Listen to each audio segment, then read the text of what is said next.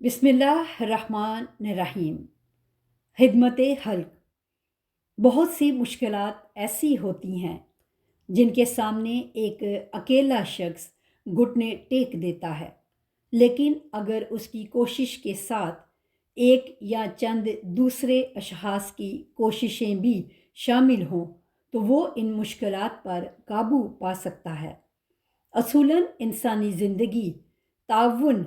کی بنیاد کے بغیر کوئی مفہوم نہیں رکھتی اور حیوانی زندگی میں تبدیل ہو جاتی ہے۔ لہٰذا اسلام حکم دیتا ہے کہ مسلمان اپنے دینی بھائیوں کی ضروریات کے سلسلے میں ان کی مدد کریں اور انہیں مشکلات کا مقابلہ کرنے کے لیے تنہا نہ چھوڑ دیں۔ رسول اکرم صلی اللہ علیہ وآلہ وسلم نے فرمایا ہے، جس شخص کو مسلمانوں کے کاموں کا خیال نہ ہو وہ مسلمان نہیں ہے، اور وہ شخص بھی مسلمان نہیں جو ایک مسلمان کو مدد کے لیے پکارتے سنے اور اس کی مدد نہ کرے۔ امام صادق علیہ السلام فرماتے ہیں، اگر کسی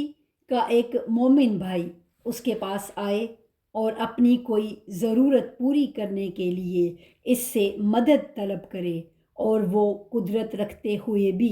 اس کی مدد نہ کرے تو خدا اسے اس بات میں مبتلا کر دیتا ہے کہ وہ ہمارے کسی دشمن کی مدد کرے اور اس بنا پر وہ اس پر عذاب نازل کرے۔ اگر کسی شخص کے پاس ایک مکان ہو اور اس کے کسی مومن بھائی کو رہائش کے لیے اس کی ضرورت پڑ جائے اور وہ اسے نہ دے تو خدا تعالیٰ اپنے فرشتوں کو مخاطب کر کے فرماتا ہے، اے میرے فرشتوں، یہ میرا بندہ ہے جو اپنے مکان کی اقامت میرے ایک اور بندے کے سپرد کرنے میں بخل برتا ہے۔ مجھے اپنی عزت اور جلال کی قسم، میں اسے بہشت میں جائے رہائش نہ دوں گا۔ جس شخص سے اس کا کوئی مومن بھائی کوئی حاجت طلب کرے اور وہ قدرت رکھتے ہوئے بھی اسے پورا نہ کرے تو قیامت کے دن خدا اسے اس حالت میں اٹھائے گا کہ اس کے ہاتھ گردن سے بندھے ہوں گے، اور جب تک تمام لوگوں کا حساب ختم نہیں ہو جائے گا اسے اسی حالت میں رکھے گا۔ دوسری طرف خدا تعالیٰ نے اس عمل کے لیے جو ثواب قرار دیا ہے وہ اتنا اہم اور گراں بہا ہے کہ دوسرے اعمال سے حاصل کردہ ثواب میں اس کی مثال کم ہی ملتی ہے۔ رسول اکرم صلی اللہ علیہ وآلہ وسلم کا ارشاد ہے، خدا تعالیٰ کے نزدیک بہشت میں ایسے بندے بھی ہیں جو وہاں حکومت کرتے ہیں اور اونچا مقام رکھتے ہیں، اور وہ لوگ وہ ہیں جو اپنے بھائیوں کی ضروریات پوری کرتے رہے ہیں۔ جو شخص اپنے مسلمان بھائی کی حاجات پوری کرتا ہے وہ اس شخص کی مانند ہے جس نے تمام عمر خدا کی عبادت کی ہو۔ جو شخص کسی مسلمان کی مدد کرے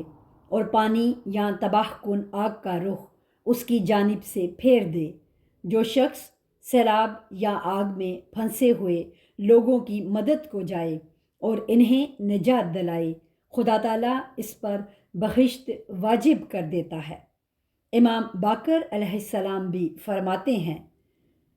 جب کوئی شخص مجھ سے حاجت طلب کرے تو میں اسے انجام دینے میں جلدی کرتا ہوں، تاکہ کہیں ایسا نہ ہو کہ وہ اس سے بے نیاز ہو جائے اور یہ سعادت میرے نصیب میں نہ ہو۔ اسی طرح امام صادق علیہ السلام فرماتے ہیں، جو مسلمان دوسرے مسلمان کی ضرورت پوری کرنے کی خاطر اس کا ہاتھ بٹھائے اور وہ اس شخص کی مانند ہے جس نے خدا کی راہ میں جہاد کیا ہو۔ کبھی بھی ایسا نہیں ہوا کہ ایک مسلمان دوسرے مسلمان کی حاجت برلایا ہو مگر یہ کہ خدا تعالیٰ نے اسے آواز نہ دی ہو کہ اس کام کا ثواب میرے پاس ہے اور میں تیرے لیے بہشت سے کم پر راضی نہیں ہوں۔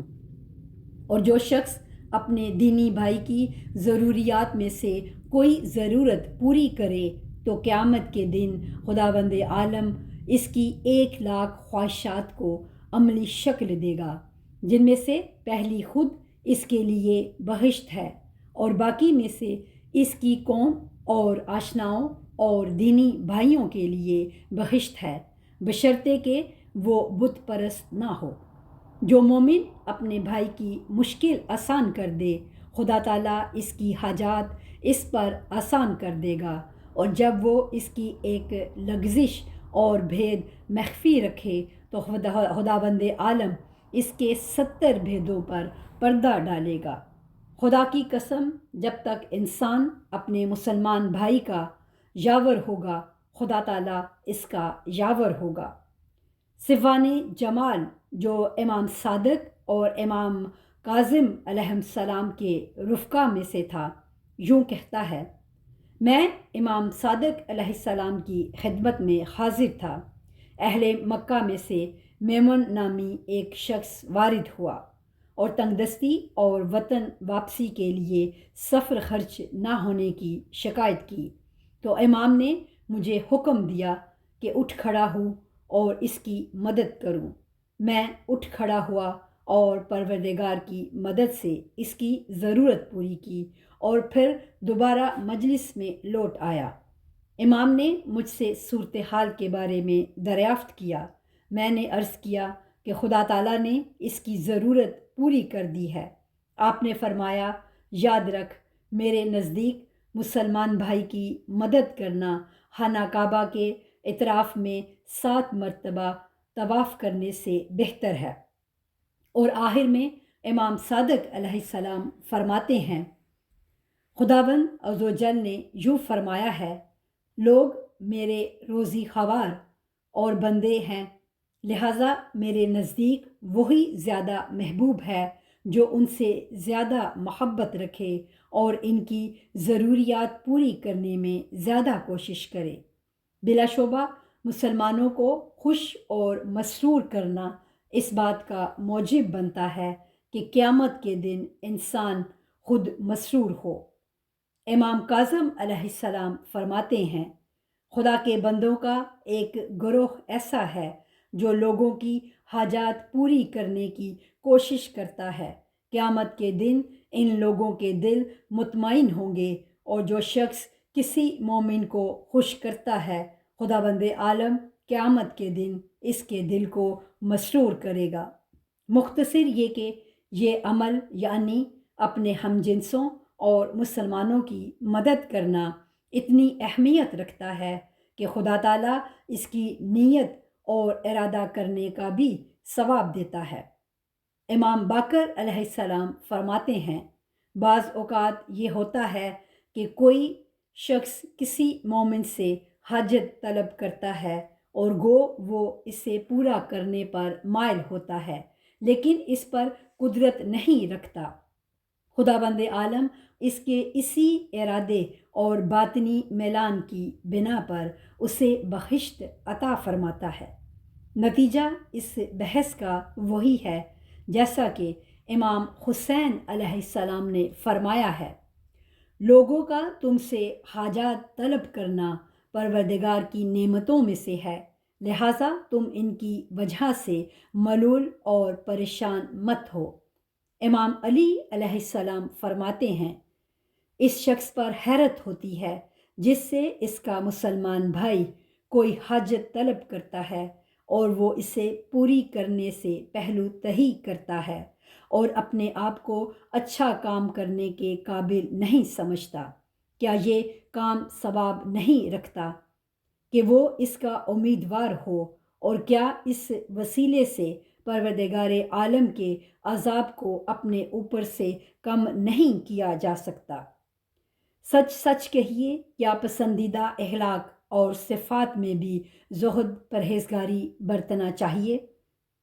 ان واضح اور روشن بیانات سے جو دین کے بزرگ رہنماؤں سے نقل کیے گئے ہیں اور دوسری روایات سے جن کی تشریح کی یہاں گنجائش نہیں، یہ بات بخوبی عیاں ہو جاتی ہے کہ اسلام نے مسلمانوں اور ہم جنسوں کی مدد اور ان کی ضروریات کی بجا آوری کی کوشش اور اجتماعی خدمات کے سلسلے میں قدم اٹھانے کو محبوب ترین اور اہم ترین عبادات کی صف میں قرار دیا ہے۔ اس نے اس عظیم کام کی انجام دہی کے لیے ہر مسلمان کو ذمہ دار ٹھہرایا ہے اور اس سلسلے میں کسی غفلت اور کوتاہی کو جائز قرار نہیں دیا۔